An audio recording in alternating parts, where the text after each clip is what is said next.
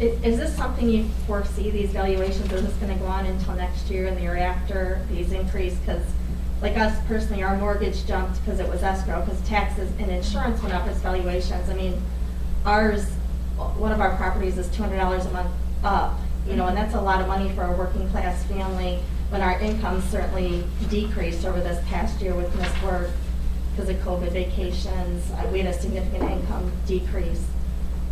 So is this going to, I mean, do you think this is going into year after year, or? We have not seen a considerable slowdown yet. Maybe I'm being hopeful, but I do not see a big giant bubble pop like we had in the early 2000s. I mean, I bought my house in Genoa in 2003, and it is just now back to what I bought it for. So we are not, I don't think we're headed for that kind of a crash. What I kind of, I guess, am looking at or hoping is what happens is that as interest rates are going to have to go up, and as they go up, it is not going to be as appealing for people to get mortgages. And so that we're going to see some of that supply of homes come back up, regulating the price. Because what's happening right now is that the supply of homes has fallen very, very low.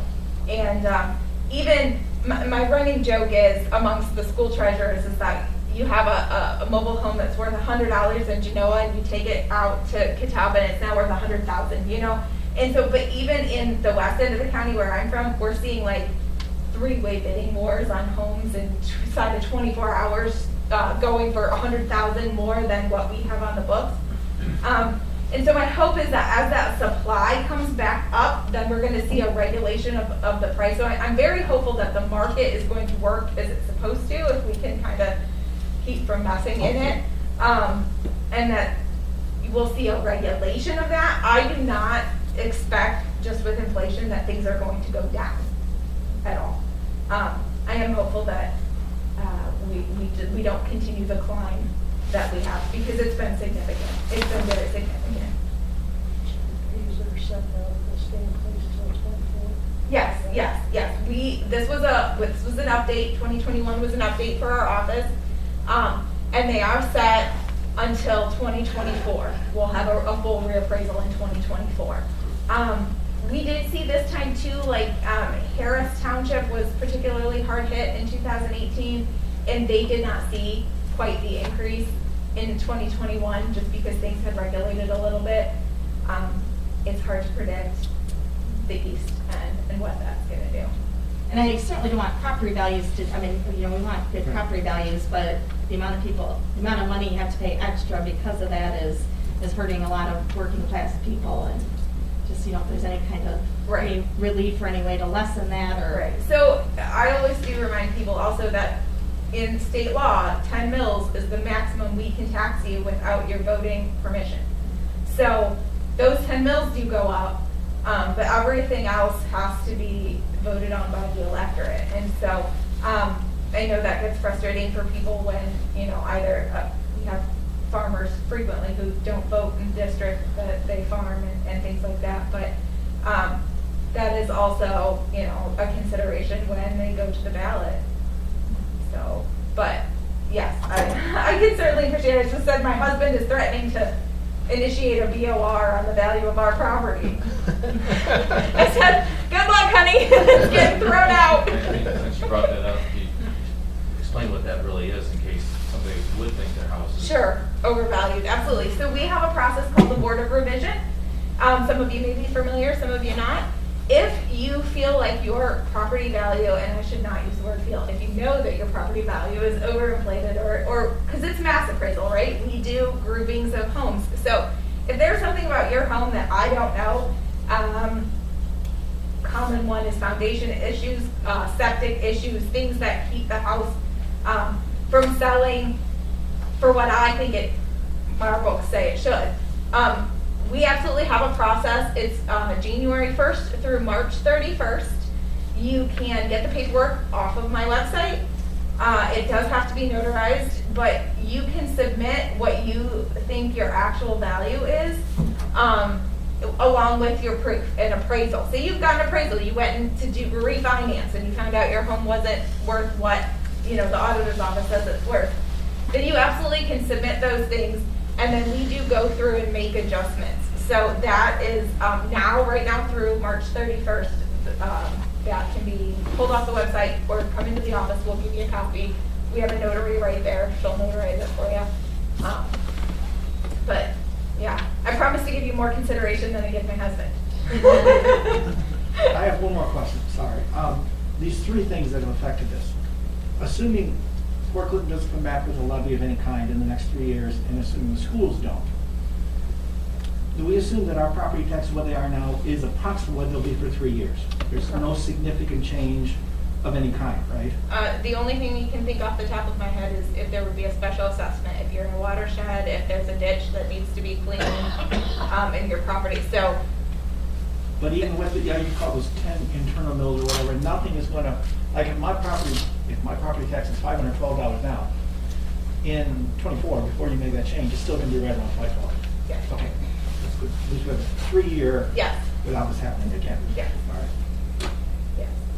Mr. Morgan? Yes. A question I asked last week, because it was unclear to me what the school district's impact was due to the valuation, was Port Clinton City's road levy in any way impacting the boost that the school district would get? And the two are unrelated, they just happen to take place at the same time, but they were unrelated. The city did not trigger the boost to the school district.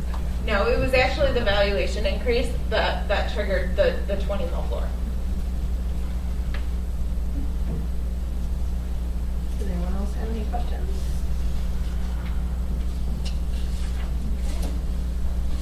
Thank you all for coming. Thank you. Yeah, thank you for having You're us. more than Thank welcome you. to stay, but if you would like to leave, then. Thank you.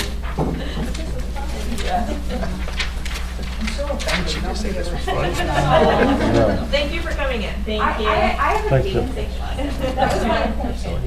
Oh, there you go. Might make it, yeah. That's terrible, isn't it? Don't forget your jacket.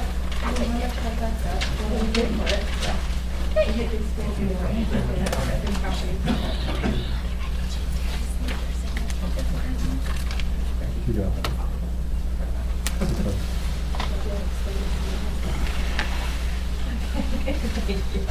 Okay, do we have any public comment? No public comment. Okay, move on to executive officer's report.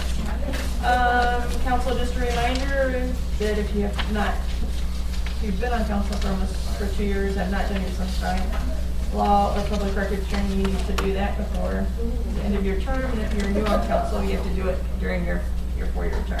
So that can be found at the Attorney General's office, and Team McCog does it. Sometimes they'll send out some emails. I think now it's mainly done virtual. So, also, I would like council to know that the rules of council are listed under business from the floor for discussion. They were what I submitted at the previous meeting with the addition of under rule number 4 for meetings. We had, with the state emergency of the pandemic, there was some terminology that was added before with the date, it had dates and stuff in it. With a little change to that, Mrs. Schenker wrote something up, and rule 4 for meetings will read, council shall follow all orders implemented by the governor during a declared state of emergency and may hold meetings remotely with the aid of internet or telephone as provided by state law. So if it comes to that point, hopefully we don't, but we can do what needs to be done for what the governor orders. So that's the only addition, but the rules themselves are as was previously sent out. And also there are 2 new resolutions and a new ordinance. Ordinance 1-22 is on for its first reading, and that will not be assigned to a committee and can go with the full 3 readings. Resolution 22-1 also will not go to committee. That will go for its full 3 readings. There is an additional resolution 22-2 that was sent to council earlier. It's a time-sensitive matter for a grant filing, and Mr. Colston will discuss it more fully when it comes to his time. But administration has asked that it be added for its first reading. The council so chooses to add it this evening. Madam President, Mr. Trolley. I'd like to make a motion to add Resolution 22-2 to tonight's agenda. Thank you. Do I have a second? I'll second. Okay, thank you, Mrs. Hickman. Any discussion? Okay, I have a motion by Mr. Trolley, seconded by Mrs. Hickman, to add Resolution 22-2 to the agenda for its first reading. Will the clerk please call the roll? Pat Hovis. Yes. Beth Gilman. Yes. Roseanne Hickman. Yes. Richard Morgan. Yes. Margaret Phillips. Yes. Strayer Trolley. Yes. Thank you. Motion carries, and Resolution 22-2 is added to the agenda for its first reading. That's all I have this evening. Mayor. Thank you, Madam President. Good evening, everybody. First of all, I wanted to thank all of you for taking the time over the past couple of weeks to meet with me individually or in small groups to talk about the future plans for the city of Port Clinton. I believe the meetings went well. Again, looking for any feedback that you may have. Most of the meetings lasted about an hour, but one of them started at breakfast and ended at lunch. So but it was very, very informative. Very, very informative. Just want to give a kudos to Luke Johnson and all the fellows that are out there plowing the snow. Shorthanded, crazy times that snow likes to fall. I think they've done a very good job. I actually had a call from the sheriff complimenting the crews. Typically he dreads coming into the city, but found it very, very enjoyable. The roads were just as good, if not better, than out in the county, as he put it. Just a quick update on the Arts Garage and our request for capital budget funds. We have met with both Senator Gavarone and Representative Swearingen at the Art Garage. Mayor Babcock from Oak Harbor and I, as well as folks from the Art Garage and other community interested parties, gave a hour-and-a-half long presentation to each one of those. They gave us some feedback. We've gone then back to the representatives from Oak Harbor, the representatives from the Art Garage, to work on a final proposal, and we're hoping to get that down to the state by mid to late February, and then we just sit back and wait to see what happens on that. But we're very excited about the feedback that we got. Both of those individuals were overwhelmingly impressed. It would be probably a little understatement on what's offered at the Art Garage and the talent that's available in this area, and the reach for that beyond just the city of Port Clinton and the county. There are a couple of events coming up at the Art Garage. You should have all gotten the invitations. Johnny Myers from that organization wanted me to remind you, if you don't know what I'm talking about, see me afterwards and we'll get you that information with respect to those upcoming events at TAG. Want to also extend a thank you to the FOP for their efforts to not only set up but maintain the skating rink at Waterworks Park. Now that we've had a long period of time of cold temperatures, it's no longer just a really cold pond. It's actually frozen. There's people out there all the time. I see the members of the FOP out there maintaining it, sweeping off the snow, pouring water to keep it smooth. And I've had lots of positive feedback from the hockey players and the skaters and the folks that fall on the ice like I do about how much fun they have out there. All of you were invited to a meeting tomorrow organized by the Chamber in Main Street with respect to downtown businesses to discuss seagull mitigation. Mr. Colston made arrangements for an individual from the U.S. Department of Agriculture to come in to talk about short-term solutions for this long-term problem. It's anticipated that once the special improvement district for the downtown gets up and running and active, that seagull mitigation will be part of their regular activities and plans, and funding will come from that area. But in the short run, we thought it important to get someone in there to talk to the individual building owners, individual business owners about the things they can do, things they can't do, best practices. It's not just a one-stop or one item thing that'll solve the problem.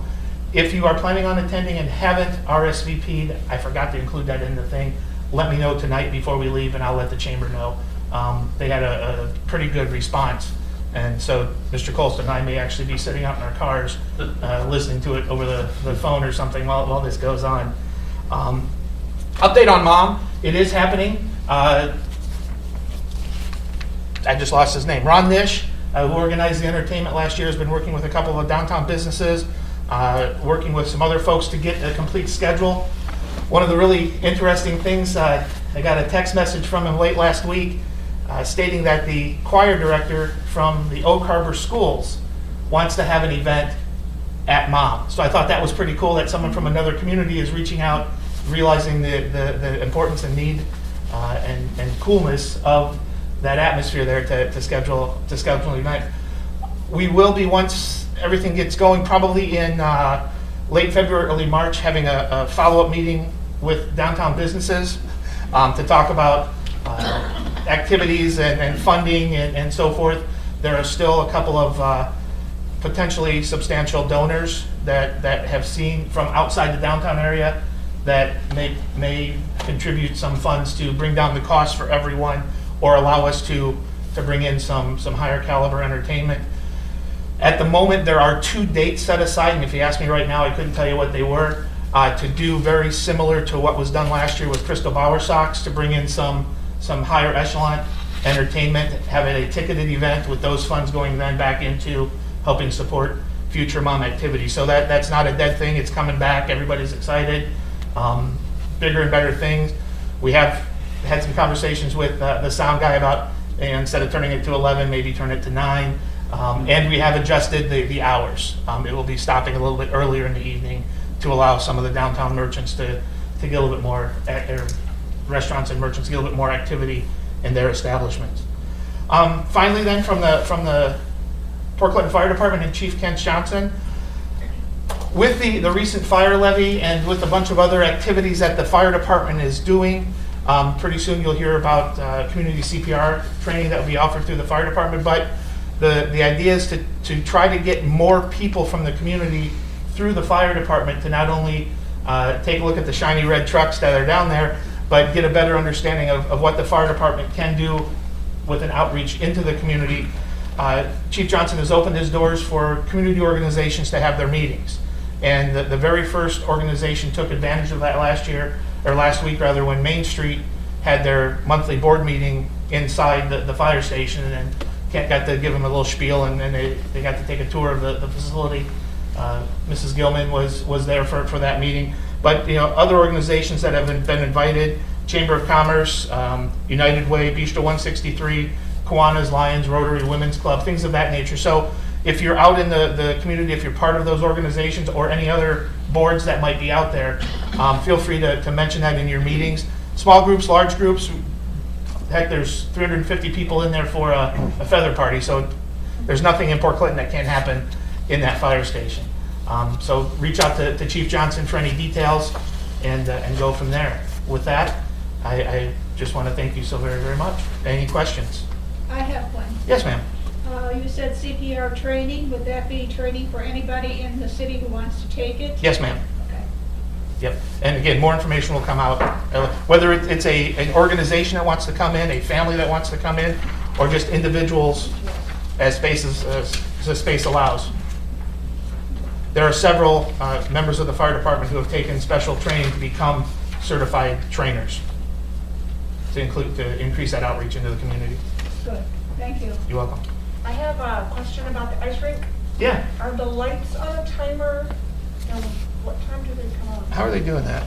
The police are turning them on and turning them off at the end of shift. Is there a certain time that they come on? No, I think they're just following when there's people up there, to be totally honest. But obviously with the cold temperatures, it may not be as frequent right now, but usually Amy is the one that's been mostly involved with that or got it going.